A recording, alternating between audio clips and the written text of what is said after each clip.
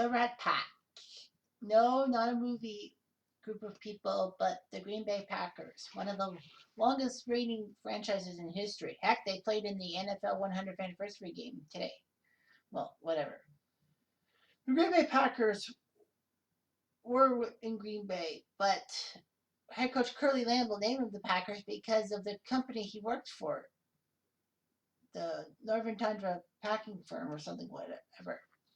It's kind of strange how you would have someone named the Packers. Probably the French Packers? I don't know. But anyway, Green Bay had a tradition of winning, especially in the 30s and 40s when Don Hudson was the NFL's greatest receiver of that time. He's still one of the greatest of all time, in my opinion.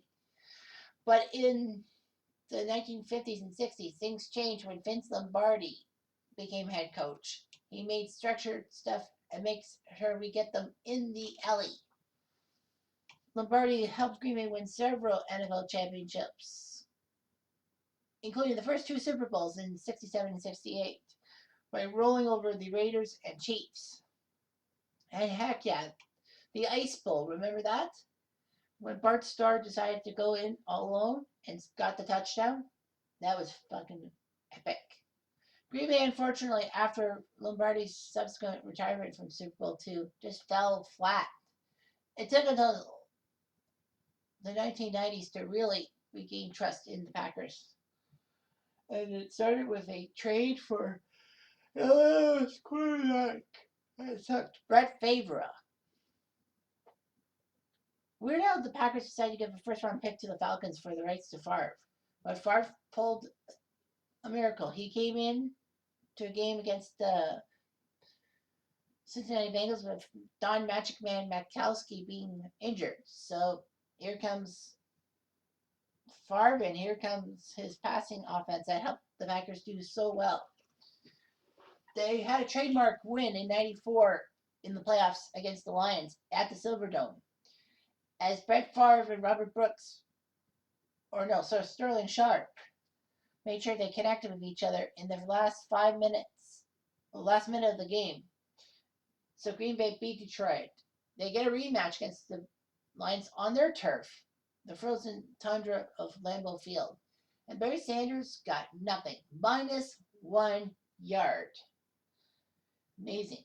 But anyway, the Packers marched on, couldn't beat San Francisco for the life of them. San Fran usually had Green Bay's number to be the best team in the NFC. But the Niners got beaten in the mud by the Packers in '97, and then the Packers beat the second-year Carolina Panthers to get this far. They got to the Super Bowl. Brett Favre throws a touchdown to Andre Rison for more than 80 yards, and then of course Desmond Howard's punt return for a touchdown that made it 31-28 or something like that.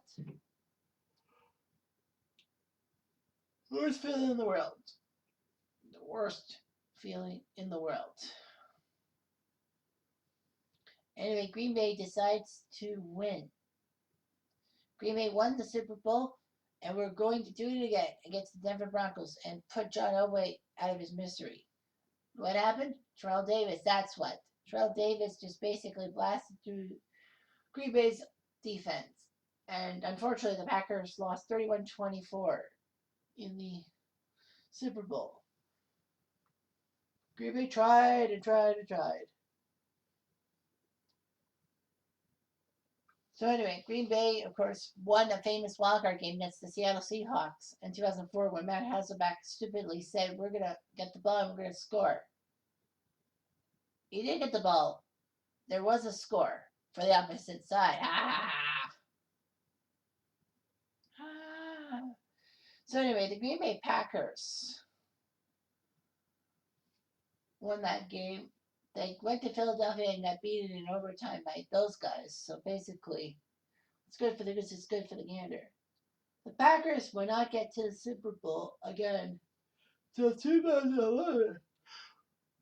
2010, 2011, when the Packers basically took on the Pittsburgh Steelers and let their guard down. The Steelers catchy. So basically, Green Bay had a few other chances in the 2010s, but couldn't really pull something out of the rabbit's foot. Now, there's two Green Bay teams that could easily have been on this list. One was the 2007-08 Packers, and one was 2011-12. Now, they both suffered terrible playoff losses at home. Heck, for 36 years, Green Bay had never lost a playoff game at home until the Falcons and Michael Vick broke that in 2002. And then you got yourself some other stuff to do with the Red Pack. But, the 2008 team had a chance. Brett Favre threw a massive interception. The Giants had a chance to kick the winning field goal. They missed. Lawrence Tynes missed. So now the Packers had a chance, but poor Brett Favre, he just didn't know when to quit throwing the ball. And he did into a Giants pair of hands, and then the Giants ended up winning the game on a field goal. My guess is that if Favre had gotten that touchdown to whoever, it would have been a nice Favre-Brady matchup, but I think Brady would have won his Super Bowl, not the Mandy-Pandy New York Giants. But speaking of the New York Giants, they were the team that ruined the Packers in 2012. You're thinking, 2012, what's more with that team? Well, it's easy. That Packers team, 2011-12, actually finished 15-1 in the regular season and didn't even get to the conference final. Thank you very much, New York. So the New York Giants went to Green Bay and beat the tar out of them. Packers were upset. It was supposed to be Favre Brady again or something like that. I know. Or Rodgers Brady, but that didn't work. So that 15-1 Packers team were on the short track to death, if you will. So anyway, we make the 2012 11 Packers into this simulation. So they do beat the New York Giants. So now they'll have to deal with the San Francisco 49ers in the NFC title game. If the Packers win, obviously they'll face their opponents, that being Seattle. If I do remember. No, sorry, not Seattle. What was it? No. They would have to play the Patriots. Yeah, they would have had to play the Patriots and all that in that Super Bowl. There will be a new Super Bowl champion crown because, those Giants that took down the 15-1 Packers went on to win the title. So we will be doing that. So we'll be doing the NFC title game and the Super Bowl, no matter what happens. And New England will be facing whoever wins in the Super Bowl.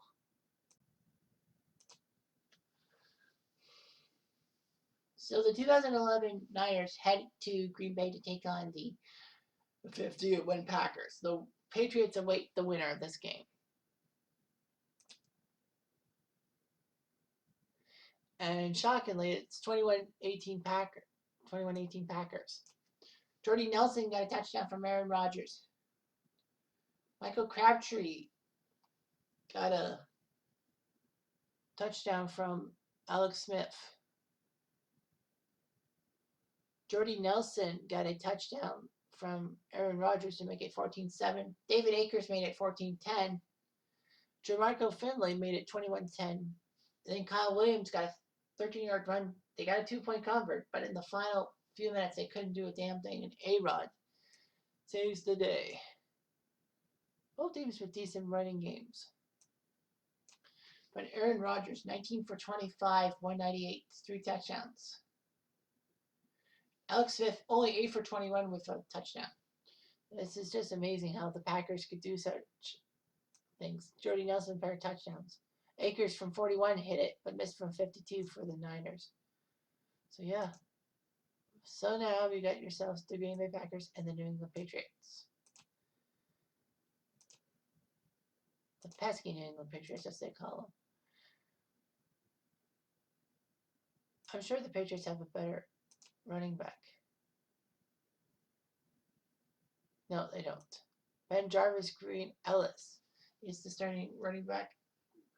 Green Bay 15-1, New England 13-3. Of course, this game happened at the University of Phoenix Stadium, I do believe.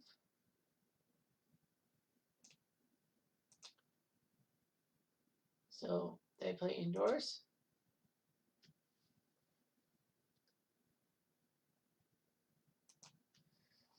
So anyway,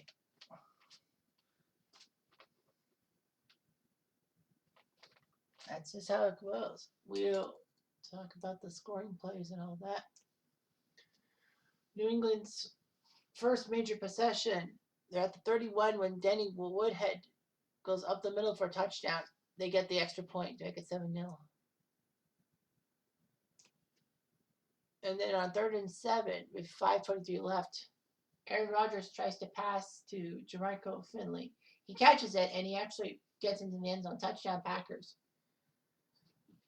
The Packers get the extra point and tie it at 7. Green Bay at 7-7. Easy. They had a first and goal at the 2. Starks gets the ball. Sorry, not Starks. Grant gets the ball. Touchdown. Make it 14-7. After one quarter. Second quarter just had one field goal by the Patriots. But the Packers get the ball up 14-10. And all of a sudden, Ryan Grant's in the end zone for a touchdown. It was 38 at the 10-yard line by the Packers. Oh, yeah, they picked off Brady. So anyway, Grant in the end zone, and then they make the extra point to make it 21-10. And then a long, long drive in the final 5 minutes of the third quarter. Brady gives it to Welker for a touchdown. A 13-yard touchdown catch for Welker, and then they get the extra point, which made it 21-17. And then the Packers, with 9 minutes left, Rodgers gives Greg Jennings the ball. Jennings catches the ball and gets to the end zone, 16 yards. And then they get the extra point. At 28-17, the Packers thought they had it, but no. Down to 5 minutes left, first and goal. Danny Woodhead puts his head down and scores a touchdown. They decided to go for the 2-point convert, down 28-23, because they need a tie. Then they would need a field goal to tie, but unfortunately, they missed a 2-pointer. New England decides to kick the ball. They get the ball back with 3 minutes left, but Brady got picked up by Desmond Bishop. And Crosby decides to hit a field goal for a good measure. So the 2011 Packers actually do win their scenario. The first team to do that. Can you believe it? So they would have won the Super Bowl at 15-1. Woodhead, Jermichael Finley, Ryan Grant, Gostkowski, Ryan Grant, Wes Welker, Greg Jennings, Danny Woodhead, Mason Crosby. And A-Rod got another player of the game. 15 for 20, 200 yards, 3 touchdowns, 1 pick. Brady was just terrible. 18 for 27, 263. Nice passing yardage, but picked 3 times. Gronkowski, 4 receptions, 87 yards. Welker, 7 for 81. Jermichael Finley was the best in receiving yards, 4 catches for 71 yards. Devin McCourty got a pick for the Pats, but it was Charlie Woodson, Markin Burnett, and Desmond Bishop who ruined Brady's day. Gostkowski and Crosby both made those field goals. Amazing. The Green Bay Packers would have won the Super Bowl at 15-1. It's just how it goes.